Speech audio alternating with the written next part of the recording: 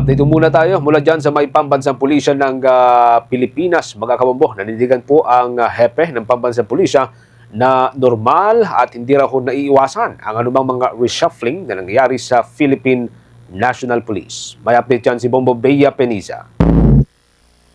Inilarawan ni Philippine National Police Chief Police General Jose Melencio Nartates Jr. na normal at hindi maiiwasan ang mga pagbabago sa mga opisyal sa loob ng pambansang pulisya dahil na rin sa iba't ibang sitwasyon. Ayon sa hepe, ang mga movements na ito ay bunsod ng mga naging maagang pagre-retiro ng ilan niyang kabaro dahilan para magbukas ito ng oportunidad para sa iba pang mga pulis na maitalaga sa mga bagong pwesto. Isaan niya lamang itong chain reaction lalo na sa mga pagtatalaga sa mga bakanteng pwesto na dapat nang mapunan para sa maayos sa chain of command sa loob ng organisasyon. Maliban dito, binigyan din ni Nartates na wala siyang babaguhin sa kanyang mga naunang direktiba na maitalaga bilang acting chief ng pambansang pulisya. Anya tuloy-tuloy lamang na ipapatupad sa Philippine National Police ang kanyang mga naunang direktiba na panatilihin ang kaayusan at integridad ng pulis sa pagbibigay ng serbisyo sa publiko. Patuloy ding ipapatupad ang mga nauna ng programa sa ilalim ng kanyang liderato para sa pagpapalakas pa ng peace and order sa mga komunidad sa bansa.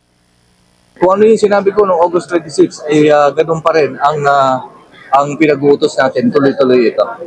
No? Programa ng Philippine National Police to improve the peace and order of our country. Ang reshuffle sa PNP, especially placement, kasi marami tayo, from time to time, maraming nagre-retire.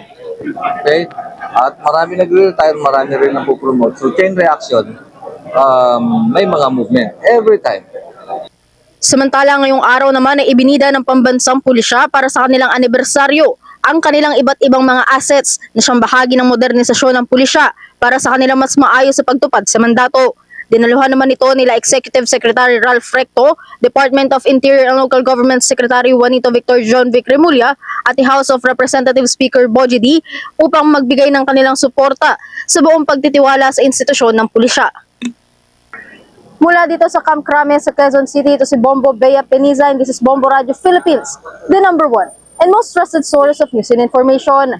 Basta Radio, Bombo! For the most trusted source of news and information, visit our website at www.bomboradio.com. Follow us on Bombo Radio mobile app, Facebook, YouTube, TikTok, and X, formerly Twitter. Like, share, and stay connected. Anytime, anywhere.